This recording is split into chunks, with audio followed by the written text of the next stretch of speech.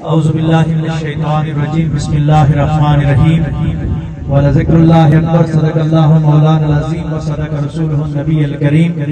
اما بعد ببرکت ان اللہ وملائکتہ یصلون علی النبی یا ایھا الذین آمنوا صلوا علیہ وسلموا تسلیما اللہم صل علی سیدنا و مولانا محمد وعلی آل اصحاب سیدنا و مولانا محمد وبارک وسلم صلی علیہ۔ محفل صبح سے جاری و ساری ہے اور خراج تحسین کے مستحق ہیں مرحومہ کے گھر والے، ان کے صاحبزادگان اور جمیع جتنے بھی حضرات نے یہ پروگرام سجایا، ہمارے بھائی عمران ارشد صفی صاحب، فرحان ارشد اور ان کے والد، اللہ تبارک و تعالی ان کے ذوق میں مزید برکتیں عطا فرمائے۔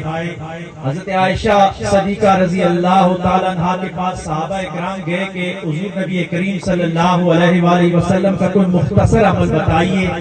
ایسا عمل ہو کہ وہ جامع ہو۔ تو آپ نے فرمایا کہ حضور علیہ السلام کی جو پوری کی پوری زندگی ہے وہ اللہ کے ذکر سے عبارت ہے، یعنی خوشی کا لمحہ ہوتا یا غم آتا، آقا علیہ السلام نے اللہ کے ذکر کو بلند کیا ہے۔ تو ابھی تھوڑی دیر کے لیے ہم اللہ کا ذکر کریں گے اور اس کے بعد، کیونکہ ہمارے بزرگ فرماتے ہیں کہ جہاں پہ پانی موجود ہوتا ہے تو وہاں پہ تیمم کی ضرورت نہیں ہوتی، یہ شریعت کا مسئلہ بھی ہے۔ اور میں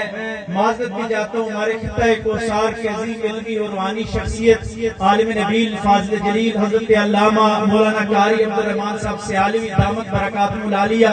جو کہ صبح سے یہاں تشریف لائے ہوئے ہیں اپنے افاظ کرام کے ساتھ۔ ہماری خوشی کی تقریبات یا غم کی یہ ہمارے اوپر دست شفقت رکھتے ہیں۔ اللہ تبارک و تعالیٰ ان کے فیضان کو عام سے عام فرمائے۔ انہوں نے کیونکہ ایک نماز جنازہ میں شرکت کرنی ہے تو اس لیے آپ نے حکم فرمایا کہ میں